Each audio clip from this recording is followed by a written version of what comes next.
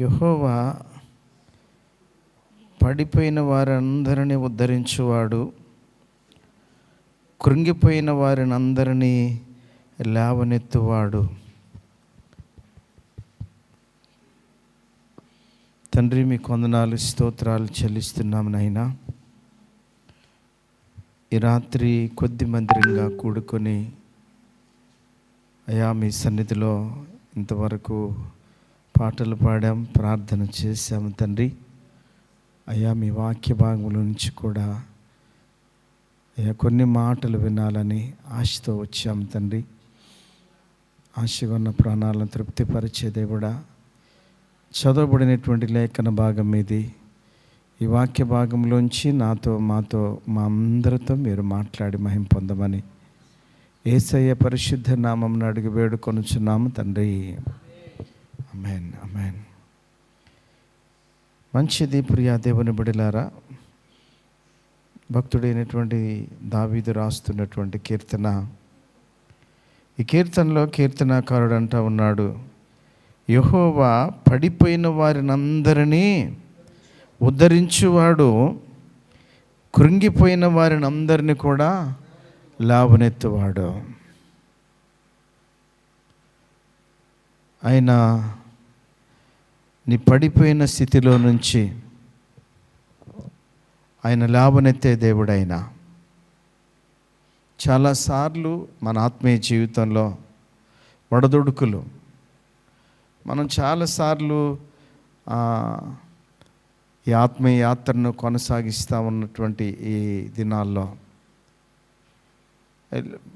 పడుస్తూ లేస్తూ ఉన్నటువంటి స్థితి మంది. ఒకప్పుడేమో ఒక మంచి నమ్మకమైనటువంటి విశ్వాసులంగా ఉంటున్నాం. ఒక్కొక్కసారి ఏమో ఎందుకో అసలు దేవునితో సంబంధం లేనట్టుగా మనం బ్రతుకుతూ ఉన్నాం. వారి స్థితి పడిపోయినటువంటి స్థితి. ఎక్కడో ఏదో విషయంలో పడిపోయారు. ఆ పడిపోయిన స్థితిని బట్టి లేవలేనిటువంటి స్థితి. ఇర్మియా భక్తుడు అంటా ఉన్నాడు, పడిపోయిన మనుష్యుడు తిరిగి లేవకుండునా. ఎవరమైనా సరే సహజంగా మనం ఏదో కాలు జారో లేకపోతే ఏదన్నా తగిలో మనం కింద పడితే అలాగే ఉంటామా? ఖచ్చితంగా లేవటానికి ప్రయత్నం చేస్తాం. వారు చిన్న బిడ్డలైనా సరే, వృద్ధులైనా సరే. బలం ఉన్నోళ్ళంటే ఈజీగా లేస్తారు. ఈ బలము లేకపోయినా సరే బలానంతా కూడగట్టుకొని ఖచ్చితంగా లేస్తాం. ఇప్పుడు రోడ్డు మీద పోతా ఉన్నాం, ఏదో రాయి తగిలింది, ఎటో చూస్తూ నడుస్తున్నాం, రాయి తగిలింది, కింద పడ్డాం. అట్లనే రోడ్డు మీద పడుకుంటామా? హాయిగా ఉందని, కొత్త రోడ్డు బాగుందని పడుకుంటామా? పడుకుంటే ఏమైంది?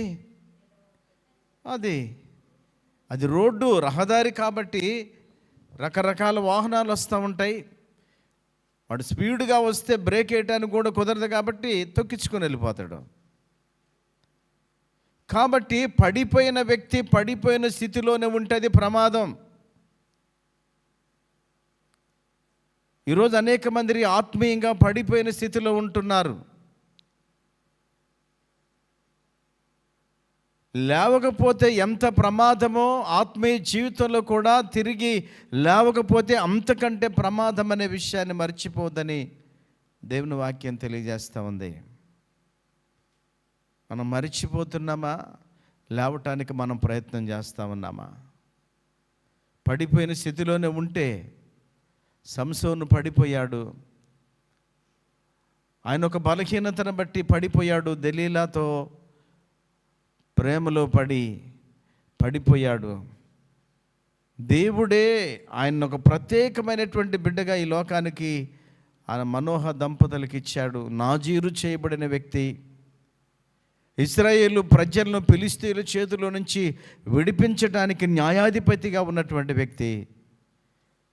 కానీ తను ప్రేమలో పడ్డాడు, చివరికి మరణంలోకి వెళ్ళిపోయాడు. ప్రియ దేవుని బిడ్డలారా, ఒక్కొక్క మనిషి ఒక్కొక్క బలహీనత ఉంటుంది. మనిషి అన్న తర్వాత ఎంతటి విశ్వాసులమైనా ఏదో ఒక బలహీనత మనల్ని వెనక్కి లాగే ప్రమాదం ఉన్నది. ఈ ఆత్మీయ యాత్రలోంచి వెనక్కి లాగే ప్రమాదం ఉంటుంది. ప్రియ దేవుని బిడ్డలారా, ఏ బలహీనతలో పడి చిక్కుకొని నువ్వు లేవలేకపోతున్నావో, ఏ పడిపోయిన స్థితిలో నుంచి నువ్వు లేవలేకపోతున్నావో, ఆ పడిపోయిన స్థితిలో నుంచి నువ్వు ప్రభువుకు మొర్రపెట్టగలిగితే, ఒకవేళ నువ్వు లేవలేకపోయినా నీ వల్ల కావటం లేదేమో ఆ బలహీనతలోంచి రావటం, నీ వల్ల కావటం లేదేమో ఆ వ్యసనములోంచి బయటికి రావటం, నీ వల్ల కావటం లేదేమో నీకున్నటువంటి ఆ నిర్లక్ష్యాన్ని బట్టి బయటికి రాలేకపోతున్నావేమో. దానిని బట్టి ఒకవేళ నీ చేత కానప్పుడు మనం ఏం చేయాలా? దేవునికి మొర్ర పెట్టగలిగితే ఆయన పడిపోయిన వారిని ఏం చేస్తారట? లేవనెత్తే దేవుడు. ఆయన లేవనెత్తే దేవుడు. ఆయన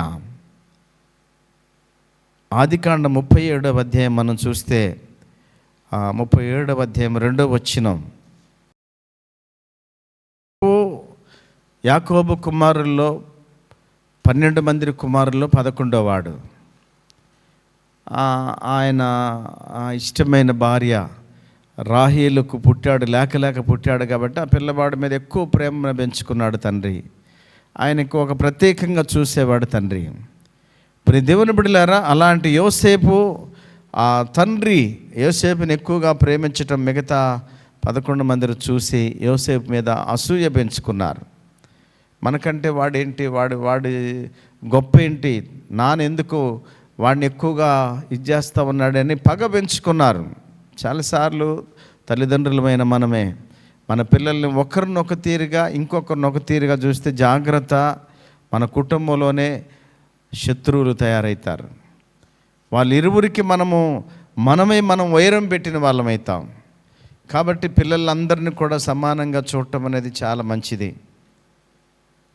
అలా మనం పిల్లల్ని తారతమ్యం చేస్తే తప్పకుండా వారి మధ్యలో అగాధాలు ఏర్పడతాయి.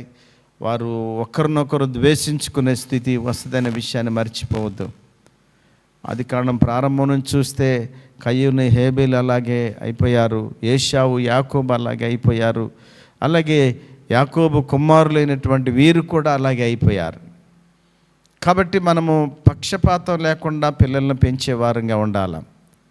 మనకేమో అమ్మ పోలికి వచ్చిందని ఆ పిల్లగాడిని ఎక్కువగా ప్రేమించటం, నాన్న పోలికి వచ్చిందని నాన్న ప్రేమించటం, ఇలా చేస్తూ ఉంటే జాగ్రత్త. ఆ పిల్లలిద్దరూ కూడా చివరికి శత్రువులుగా మారి కుటుంబం విచ్ఛిన్నమైపోయే ప్రమాదాలు ఉంటాయి. యాకోబు ఎందుకో మరి ఇంత ప్రార్థనాపరుడైన యాకోబు కూడా అదే తప్పు చేశాడు. ఇప్పుడు మిగతా ఆ 10 మంది యోసేపుకు శత్రువులుగా మారారు. ఒకరోజు ఈయన అన్నలు ఎక్కడో గొర్రెలు కాస్తూ ఉంటే వారి దగ్గరికి వెళ్ళి వారి యోగక్షేమాలు తెలుసుకొని రమ్మని తండ్రి పంపిస్తే ఏం చేశారు వీరంతా కలిసి? ఆ 39వ అధ్యాయానికి వస్తే అక్కడ అరే మనల్ని కలలుగానేవాడు వస్తూ ఉన్నాడు. ఈ పిల్లగాడు కూడా దర్శనాలు దేవుడు చూపిస్తూ ఉంటే 12 పనులను నిలబడితే నా పనులు నిలబడితే మిగతా 11 పనులు నాకు నమస్కారం చేస్తానని చెప్పాడు. అలాగే అక్కడ 12 నక్షత్రాలు కనబడితే సూర్య చంద్రులు కూడా తనకు నమస్కారం, ఆ నక్షత్రానికి నమస్కారం చేస్తున్నట్టుగా తనకు వచ్చిన కలలు చెప్పాడు. ఇవన్నీ చెబుతూ ఉంటే అన్నలకు కోపం వస్తూ ఉంది. ఆ కోపం ఏమైందంటే చివరికి ఆ పిల్లవాడిని చంపాలనేటువంటి రీతిగా తయారయ్యారు. ఒకరోజు ఒంటరిగా దొరికాడు. వాళ్ళని ఎత్తుకుంటూ తండ్రి పంపిస్తే వచ్చాడు. ఆడికొచ్చిన తర్వాత వాళ్ళు ముందే ప్లాన్ వేసుకున్నారే, కలలుగానే వాడు వస్తూ ఉన్నాడు, వీడిని ఎలాగైనా ఈరోజు చంపేద్దామని చెప్పేసి. ఒకడంటే వాడిని చంపితే మనకేమొచ్చింది, కాకపోతే ఆ బావిలో దోసేద్దామని ఇంకొకడు అంటాడు. ఆ బావిలో దోసేస్తే ఏమైంది, ఆ ఇతర దేశ వర్తకులు వస్తూ ఉన్నారుగా, వాడిని బయటికి తీసి అమ్మేస్తే డబ్బులు వస్తాయి కదా, మనకు డబ్బులు మిగులుతాయి కదా అని చెప్పేసి ఇలాగూ వారందరూ కూడా మిగతా 10 మంది, చిన్నోడు లేడు, తండ్రి దగ్గరే ఉన్నాడు. ప్రియ దేవుని బిడ్డలారా, ఈ 10 మంది కూడా యోసేపుని గురించి ఆలోచన చేసి రాగానే ఆ అబ్బాయిని కొట్టి ఆ వస్త్రాలు చింపేసి ఆ బావిలో పడేశారు. ఒక బావిలో పడేస్తే ఆ పిల్లవాడు బిక్కుబిక్కుమంటూ ఆ బావిలో ఉన్నప్పుడు యోధా అంటా ఉన్నాడు, వాడిని అలా తోసేస్తే ఏమొచ్చింది, వాడిని తీసి మనం ఐగుప్తీయులకు వస్తూ ఉన్నారు ఇస్మాయిలీలు, వాళ్ళకి అమ్మేస్తే డబ్బులు వస్తాయి అన్నప్పుడు ఆ గోతిలో ఉండి ఆ పిల్లవాడు ఏమని మొర్రపెట్టాడు. కానీ దేవుని బిడ్డలారా, వాళ్ళు మళ్ళా పడవేసినటువంటి వాళ్ళే దేవుడు వారిని ప్రేరేపించి వారిని బయటికి లాగి ఆ యోసేపును ఐగుప్తుకు అమ్మేశారు.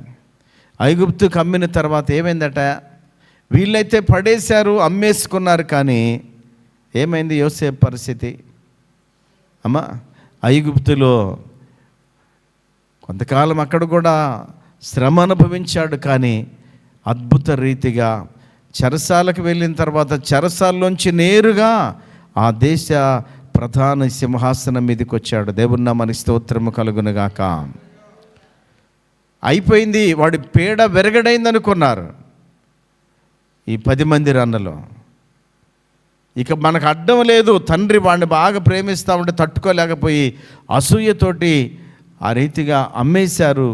వాడి పీడ వదిలింది అనుకున్నారు, కానీ అక్కడికి వెళ్ళిన యోసేపును దేవుడు మాత్రం విడిచిపెట్టలేదండి. యోసేపును ఏం చేసినట, దేశానికే ప్రధానిగా మార్చాడు. అంతేకాదు ప్రపంచమంతటికి అన్నం పెట్టేవాడిగా యోసేపును దేవుడు మార్చాడు. పడిపోయినట్టే ఉన్నాడండి. మనుషులు పడగొట్టిన వ్యక్తి దేవుని బిడ్డలారా ఎప్పుడు ఆ స్థితిలో ఉండలేరు. మనం దేవుని పిల్లలం కాబట్టి దేవుడు యోసేపును చూశాడు, ఐగుప్తులో చూశాడు. ఆ ఐగుప్తులో నుంచి దేవుణ్ణి ప్రపంచానికి అన్నం పెట్టే వ్యక్తిగా మార్చాడు.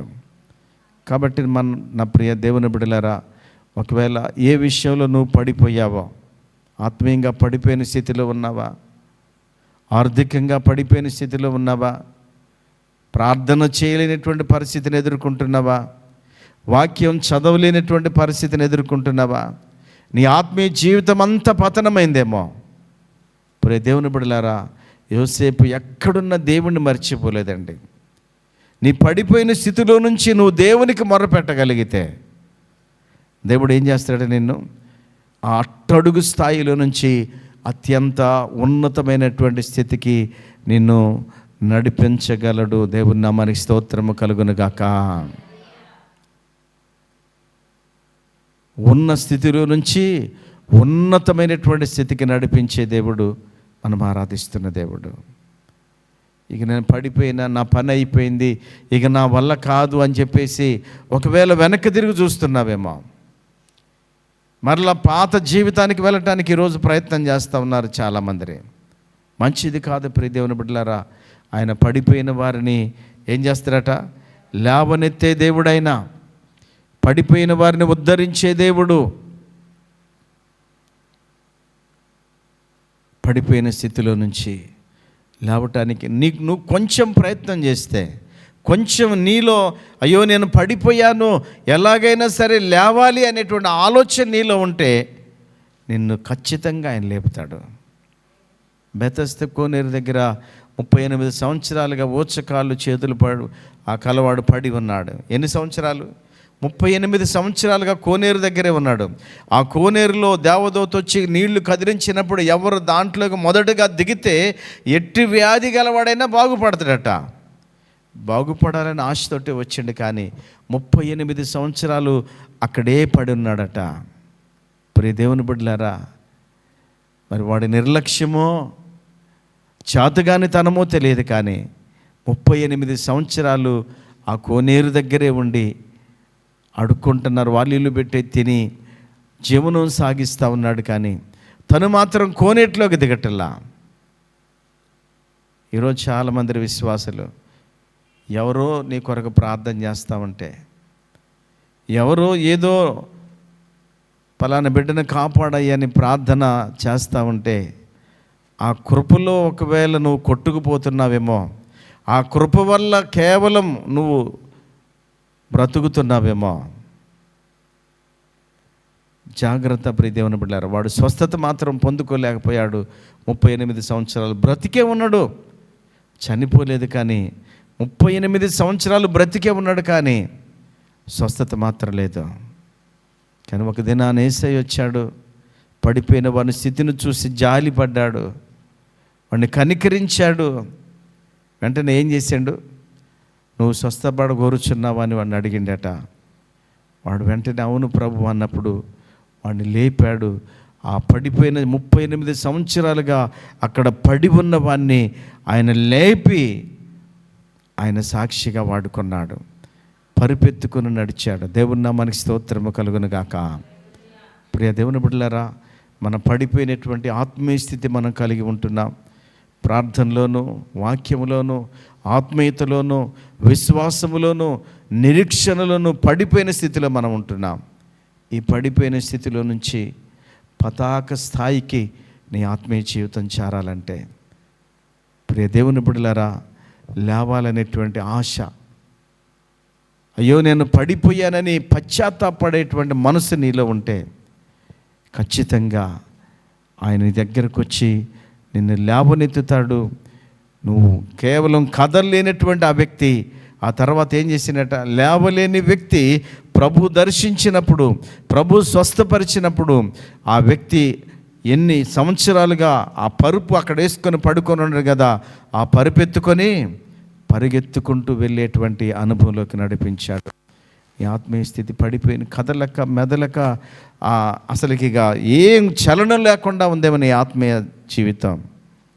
ప్రభు చెప్తా ఉన్నాడు, ఆ పడిపోయిన స్థితిలోంచి నువ్వు లేవాలంటే, లేవాలని ఆశ నీలో ఉంటే ప్రభువే నీ దగ్గరకు వచ్చి నిన్ను లేవనెత్తుతాడు.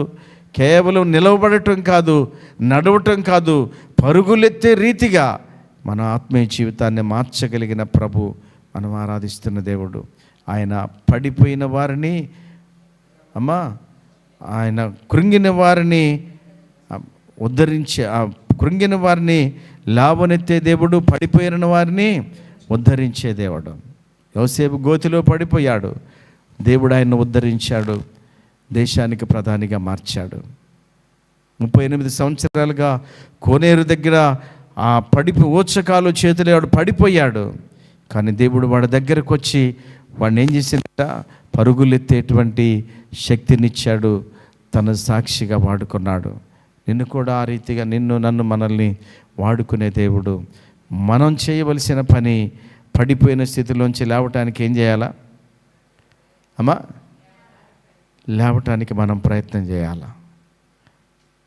చేస్తున్నామా? మనం ప్రయత్నం చేయకనే మన స్థితి రోజు రోజుగా దిగజారిపోతూ ఉంది. ప్రియ దేవుని బిడ్డలారా, ఈ వాక్యం విన్న తర్వాత అయినా మనము ప్రయత్నం చేద్దాం.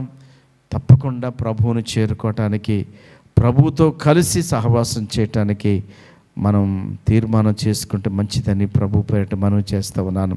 అంతేకాదు, ఆయన కృంగిన వారిని లేవనెత్తే దేవుడు. ఆయన ఎవరినట? ఎవరైతే కృంగిపోయారో. కొంతమంది సమస్యలను బట్టి కృంగిపోతారు, కొంతమంది ఆర్థిక ఇబ్బందులను బట్టి కృంగిపోతారు, కొంతమంది అనారోగ్య పరిస్థితులను బట్టి కృంగిపోతారు, కొంతమంది కుటుంబంలో సమస్యలను బట్టి, భర్త పరిస్థితిని బట్టి, బిడ్డల పరిస్థితిని బట్టి కృంగిపోతున్నటువంటి వారిని మనం చూస్తాం. మనందరం ఆ స్థితిలో అనుభవిస్తున్నటువంటి వారే. నా ప్రియ దేవుని బిడ్డలారా, మన దేవుడు ఎవరటైనా కృంగిన వారిని లేవనెత్తే దేవుడు. కృంగిన వారిని ఏం చేస్తారట? లేవనెత్తే దేవుడు. కృంగిపోయిన నీ స్థితిని ఆయన మార్చగలిగినటువంటి దేవుడు. బైబిల్ గ్రంథంలో ఒక సహోదరి గురించి మనం చాలాసార్లు చదివాం. మొదటి సమూయేలు గ్రంథం 1వ అధ్యాయము 1 నుంచి 10 వచనాలు మనం చదివితే అక్కడ హన్నా అనేటువంటి సహోదరి ఉన్నారు. ఆమె చాలా కాలమైంది వివాహమై, తన భర్తకు 2 భార్యలు ఉన్నారు. హన్నా, పెనిన్నా, 2 భార్యలు ఉన్నారు. పెనిన్నా అయితే పిల్లలు కంటా ఉంది, పిల్లల మీద పిల్లలు కంటా ఉంది. ఆమె చాలా సంతోషంగా ఉంది. కానీ హన్నా మంచి దైవ భక్తురాలు, ఈమె మంచి ప్రార్థనా పర్రాలు. అయినా సరే ఈమెకు పిల్లలు లేరు, కృంగిపోయింది. అయినా ఇంకేం చేస్తుందట ఆమె ఇంకొక భార్య ఏం చేస్తూ ఉందట? ప్రతిరోజు కూడా ఆమెను సూటిపోటి మాటలతోటి హింసిస్తూ ఉంది. ఆమె ఎంత యథార్థంగా బ్రతుకుతా ఉన్నా సరే ఆమెను రకరకాలుగా వేధిస్తూ ఉందట. ఇప్పుడు ఏమైంది, ఎవరన్నా అట్లా మాటికి మనల్ని మాట్లాడుతూ ఉంటాం, మన ఇంట్లో వాళ్ళే మనల్ని అంటామంటే ఎంత బాధ ఉంటుందమ్మా. ఆ బాధ వల్ల చాలా కృంగుదల వచ్చింది, చాలా కృంగుదల వచ్చింది. ప్రియ దేవుని బిడ్డలారా, అలా కృంగిన సమయంలో ఈ సహోదరి ఏం చేసిందట, ఒక తీర్మానం చేసుకుందట. షిలోహులో ఉన్న దేవాలయానికి వెళ్ళాలి అని తీర్మానం చేసుకుందట. ఒకరోజు షిలోహులో ఉన్న దేవాలయానికి తన భర్త, తను, వాళ్ళ కుటుంబం అంతా వెళ్ళినప్పుడు ఏం కూడా అక్కడికి వెళ్ళింది.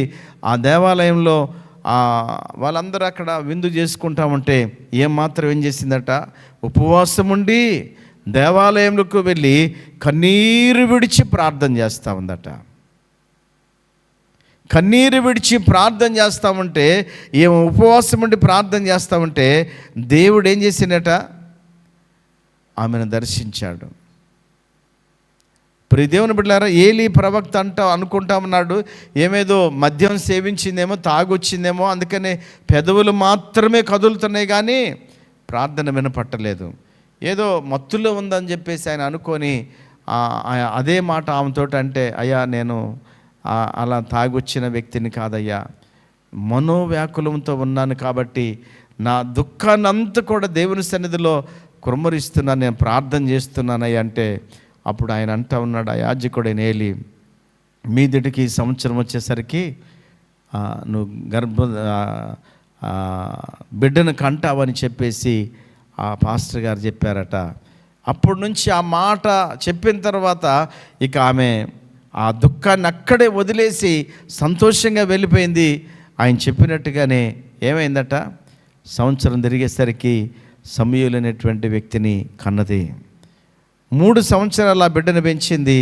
ఆ తర్వాత ఏం చేసిందట, 3వ సంవత్సరం పాలు విడిచిన వెంటనే ఆ బిడ్డని ఆమె ప్రార్థన చేసేటప్పుడు మొక్కుబడి చేసుకుంది, అయ్యా నాకు ఒక మగ బిడ్డనిస్తే వాడిని నీకే ఇస్తానని చెప్పిందట.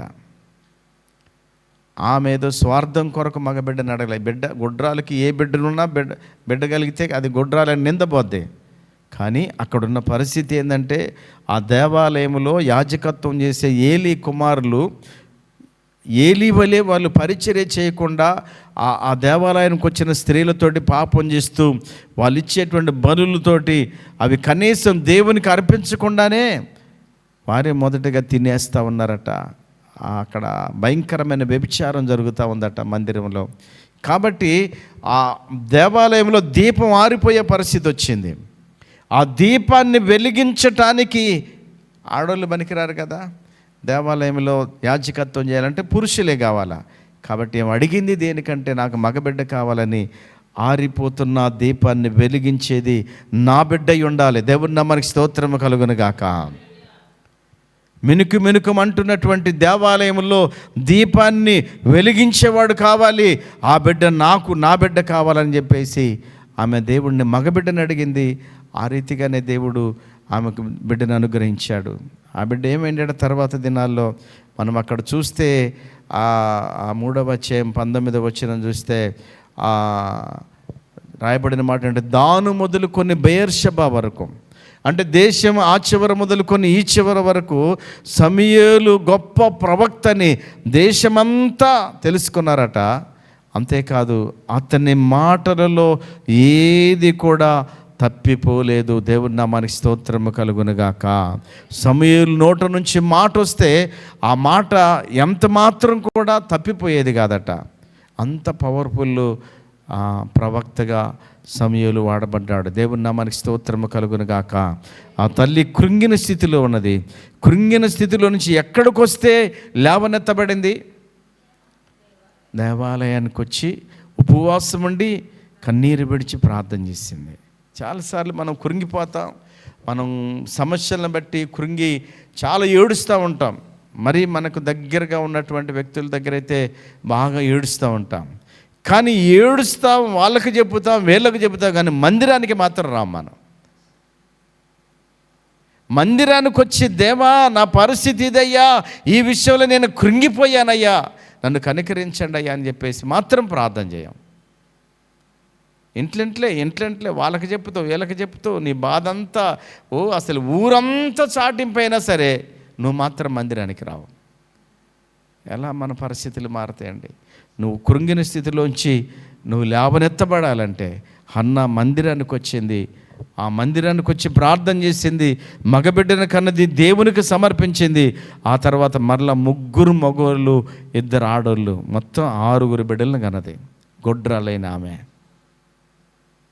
6 బిడ్డలది ఎట్లా కన్నది ఆమె? ఆ కృంగిన స్థితిలో కూడా దేవుని నిందించకుండా దేవుని పాదాల దగ్గరకు వచ్చి ప్రార్థన చేసింది కాబట్టి ఆమె పరిస్థితి లేవనెత్తబడింది. ఆమె పరిస్థితి దేశంలో ఉన్న ప్రజలందరూ కూడా పలానా హన్నా కొడుకు సమూయేలట, ఆయన గొప్ప ప్రవక్త అంట, ఆయన మాటలు ఏది తప్పిపోలేదు.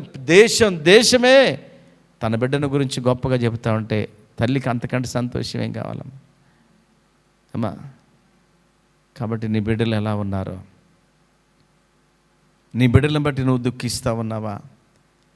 నీ బిడ్డల స్థితిని బట్టి నువ్వు కృంగిపోతా ఉన్నావా? ఏంటి నా పిల్లలు ఇట్లా అవుతున్నారు, నా పిల్లలు సరిగా చదవటం లేదు, లేకపోతే నా పిల్లల ప్రవర్తన వల్ల నాకు చెడ్డ పేరు వస్తుందని చెప్పేసి ఒకవేళ నువ్వు కృంగిపోతా ఉన్నట్టయితే, నా ప్రియ దేవుని బిడ్డ హన్నావలే నువ్వు దేవుని సన్నిధికి వచ్చి దేవుని సన్నిధిలో నువ్వు మొరపెడితే దేవుడు ఏం చేస్తారట? ఆ బిడ్డను దేవునికి అప్పగించింది. ఆమె దగ్గరుంటే ఎలా పెరిగేవాడేం, కానీ దేవునికి అప్పగించిన తర్వాత ఏమైందట? దాను మొదలుకొని బెయేర్షెబా వరకు సమూయేలు గొప్ప ప్రవక్త అని ప్రజలందరూ గుర్తించారు. దేశ ప్రజలందరూ గుర్తించారు. నా ప్రియ సహోదరి సహోదరుడా, దేశం కాదు, కనీసం మన ఊరిలో మన బిడ్డల గురించి మంచిగా చెప్పుకునేటువంటి పరిస్థితి రావాలంటే తల్లిగా నీ బాధ్యత. ఒకవేళ ఆ బిడ్డ ప్రవర్తన బట్టి నువ్వు కృంగి ఉండొచ్చు, కానీ కృంగిన నీవు దేవుని పాదాల దగ్గరకు వచ్చి ప్రార్థిస్తే తప్పకుండా నిన్ను లేవనెత్తుతాడు. ఆ కృంగిన స్థితిలో నుంచి నిన్ను దేవుడు ఒక మంచి ఉన్నతమైనటువంటి స్థితికి నడిపిస్తాడనే విషయాన్ని మర్చిపోద్దని ప్రభుపేట నేను జ్ఞాపకం చేస్తూ ఉన్నాను. లూకాసు వార్త మనం 5వ అధ్యాయంలో మనం చాలాసార్లు చెప్పుకున్నాం. మొదటి నుంచి మనం చదివితే పేతురు కొంతమంది శిష్యులు 7 శిష్యులు చేపలు పట్టడానికి వెళ్ళారు. గెన్నేసరత్ అనేటువంటి సరస్సు తీరాన చేపలు పట్టడానికి వెళ్ళారు. రాత్రంతా ప్రయాసపడ్డారు.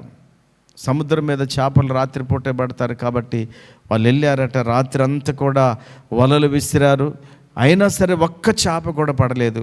పొద్దున్నే తెల్లవారుతా ఉంది. ఇంటికి ఎలా వెళ్ళాలి, ఏ ముఖం పెట్టుకొని వెళ్ళాలి, పిల్లలు ఎదురొస్తే ఏం చెప్పాలా, భార్య అడిగితే ఏం చెప్పాలా, అర్థం కాని అయోమయ పరిస్థితుల్లో దుఃఖంతో వాళ్ళు ఎంత ప్రయాసపడ్డా ప్రయోజనం లేకుండా పోయిందని కృంగిపోయారు. వాళ్ళు కృంగిపోయి దుఃఖముఖంతో ఇంటికి పోవడానికి కూడా ముఖం లేక ఆ వలలు గడుక్కుంటున్నారట. ఆ సముద్రం దరికొచ్చి వలలు గడుక్కుంటా ఉంటే యేసయ్య వారి దగ్గరకు వచ్చాడు. యేసయ్య వారి దగ్గరకు వచ్చి వారితో అంటూ ఉన్నాడు, పేతురు, నీ ధోనిలో నాకు కొంచెం చోటిస్తావా అని అడుగుతా ఉన్నాడు. అడుగుతూ ఉంటే సరే రండయ్య అని ఆయన పిలిచాడు. పేతురు పిలిచిన తర్వాత అసలు ఆయనతో మాట్లాడడానికి కూడా వీళ్ళకి మనసు లేదు, ఎందుకంటే కృంగిపోయిన స్థితిలో ఉన్నారు. చాలాసార్లు మన సమస్యలను బట్టి కృంగిపోయినప్పుడు ఎవరితో మాట్లాడాలన్నా మనకి ఎందుకో ఇష్టం ఉండదు. దేవుడితో మాట్లాడడానికి కూడా మనకి ఇష్టం ఉండదు. కాబట్టి ఇంకా కృంగిపోతూ ఉన్నారు. కానీ వాళ్ళ బాధను చూసిన యేసయ్య ఆయనే వారి దగ్గరకు వచ్చిండట. కృంగినటువంటి వారి దగ్గరకు వచ్చి పేతురుని స్థలం అడుగుతూ ఉన్నాడు. ధోనిలో స్థలం అడుగుతూ ఉన్నాడు. వచ్చి కూర్చున్నట. కూర్చున్న తర్వాత వాళ్ళ మొక్కలు చూసి ఆయనకు అర్థమైంది, ఒక్క చేప పిల్లబడలేదు, రాత్రంతా ప్రయాసపడ్డా కూడా అని చెప్పేసి ఆయన అంటాడు, నీ ధోనిని కొంచెం లోతునికి నడిపించి కుడివైపున వల వేయమన్నాడట. ఈయనకి మామూలు కోపం రాల. పేతురు గారికి అసలే ఆయన తొందరపాటు మనిషి, మామూలు కోపం రాలేదట ఆయనకి. ఏం చేసిండట ఆయన? ఏంటి, ఎందుకంటే వీళ్ళు వీళ్ళ తరతరాలుగా జాలరులుగా బ్రతుకుతూ ఉన్నారు. చేపలు పట్టే వృత్తే వారి వృత్తి. మేము చేపలు పట్టే వాళ్ళం. ఈ సముద్రం మీద మా బాల్యం నుంచి సముద్రం మీద మేము తిరుగుతున్నాం. ఏ రేవులో చేపలు పడతాయో మాకు తెలుసు. అలాంటి ఆ అనుభవం ఉన్నటువంటి మేము రాత్రంతా ప్రయాసపడ్డాం, ఒక్క చేప పిల్ల పడలేదు. నువ్వు ఇప్పుడు వచ్చి మళ్ళీ అక్కడే వాళ్ళు ఏమంటున్నావు అని చెప్పేసి ప్రభు మీద సనుక్కున్నాడట. అయినా సరే ఆయన అన్నమాట ఏంటంటే, ప్రభు నీవు చెప్పినట్టు, నీవు చెప్పావు గనుక వేస్తానన్నాడు. ప్రభు చెప్పాడు కాబట్టి వేస్తానన్నాడు. ఆ దోణిని కొంచెం లోతుకు నడిపించాడు. ఆయన చెప్పినట్టుగా కుడివైపున వల వేశాడు. ఇప్పుడు ఏమైపోయినాయట, వలలు పిగిలిపోయి అంతగా. అక్కడ రాయబడిన మాట 153 చేపలు. ఆ సముద్రంలో 153 రకాల చేపలు ఉన్నాయట. ఒక్కొక్క రకానికి ఒక్కొక్క చేప చొప్పున 153 చేపలు పడ్డాయట వల్ల. ఎప్పుడు అమ్మా ఇంటికి వెళ్ళటానికి ముఖం లేక, భార్యకి ఏం సమాధానం చెప్పాలో, చేపలు పట్టేది జీవనోపాధి కొరకు. భార్య ఎదురొచ్చి ఇవాళ బియ్యములు ఇవ్వంటే ఏం చెప్పాలి సమాధానం? పిల్లలు ఎదురొచ్చి నాన్న ఒక 10 రూపాయలు ఇవి కొనుక్కుంటా అంటే ఏం చెప్పాలి సమాధానం? ఇలాంటి స్థితిలో కృంగిపోయినటువంటి వారు యేసయ్యకు చోటు ఇవ్వటం వల్ల, దోణి నీ హృదయానికి సాదృశ్యంగా ఉంది. దోణిలో చోటు అడిగాడు ఆయన. ఈ రాత్రి నీ హృదయంలో చోటు అడుగుతున్నాడు ఆయన. నీ హృదయంలో ఆయనకు చోటు ఇస్తే ఆయన దోణిలో చేర్చుకోవటం ద్వారా ఆ రాత్రంతా ప్రయాసపడిన చేపలు దొరకలేదు. పగలపూట అసలు చేపలు పట్టరు, పగలపూట చేపలు రావు సముద్రంలో. కానీ అది అసాధ్యమైనా సరే, చేపలు దొరకనటువంటి సమయమైనా ప్రభు చెప్పినట్టుగా చేశాడు. దోణిలో చోటిచ్చాడు, ప్రభు చెప్పినట్టుగా చేశాడు. అంతకుముందు చాలాసార్లు చేశాడు ప్రయత్నం. అయినా సరే ప్రభు చెప్పాడు కాబట్టి ఆయన చెప్పినట్టుగా చేయటం ద్వారా ఏం జరిగిందట, వలలు పిగిలిపోయే చేపలు పట్టినాయి. కృంగిన ముఖాలు ఏడాలు వేసుకొని దుఃఖంతో, అయ్యో ఆ నిరాశతోటి ఉన్నటువంటి వారు ప్రభువుకు చోటు ఇచ్చినప్పుడు, వారి దోణిలో ప్రభువుకు చోటు ఇచ్చినప్పుడు, ప్రభు చెప్పినట్టుగా చేసినప్పుడు ఏమైందట, విస్తారమైన చేపలు పడ్డాయి. ఈ రాత్రి నా ప్రియ దేవుని బిడ్డలారా, నువ్వు చేస్తున్నావా? ఇప్పుడు యేసయ్యకి నీ హృదయంలో చోటున్నదేమో, కానీ ఆయన చెప్పినట్టు చేస్తావన్నావా? నేను పోయిన ఆదివారం చెప్పా, ప్రతి శనివారం ఎంత కష్టమైనా నేను వస్తాను, అందరూ కూడా ప్రార్థనకు రావాలని చెప్పి. ఎంతమంది వచ్చారు? ప్రియ దేవుని బిడ్డలారా, ఇది కూడా బలవంతంగా ఫోన్లు చేస్తే మళ్ళా అయ్యగారు వచ్చిండా రాలేదా, అందుకని నా పిల్లగాలు కూడా అయ్యగారు సెల్ నుంచి ఫోన్లు చేస్తున్నారు. ప్రియ దేవుని బిడ్డలారా, నీ కృంగిన స్థితిలో నుంచి ఏ విషయంలో నువ్వు కృంగిపోయావో, ఆర్థిక పరిస్థితులను బట్టి కృంగిపోయావా, అనారోగ్య పరిస్థితిని బట్టి కృంగిపోయావా, కుటుంబ సమస్యను బట్టి కృంగిపోయావా, బిడ్డల జీవితాలను బట్టి కృంగిపోతున్నావా, నీ భర్త యొక్క త్రాగుడు బంధకాల్లోంచి బయటికి రాలేని స్థితిని బట్టి కృంగిపోతున్నావా, ఏ విషయంలో నువ్వు కృంగిపోతున్నా సరే, కృంగిన నీవు ఆ కృంగిన స్థితిలో నీ హృదయం అనే దోణిలో యేసయ్యకు నువ్వు చోటిస్తే, పేతురు ఆ రోజు దోణిలో యేసయ్యను చేర్చుకున్నట్టుగా నీ హృదయములో దేవునికి నువ్వు చోటిస్తే, అంతకుముందు రాత్రంతా చేసిన ప్రయత్నమే అయినా ప్రభు చెప్పాడు కాబట్టి, రాత్రంతా అదే పనిగా వాళ్ళు చేసింది, అయినా దొరకలేదు కదా. ఇప్పుడు నేను చెప్పగానే చేస్తే ఎలా ఉంటుంది? కోపం వచ్చింది రాదా? కోపం వచ్చినా, అది కష్టమైనా, ఇష్టం లేకపోయినా ప్రభు చెప్పినట్టుగా చేయటం ద్వారా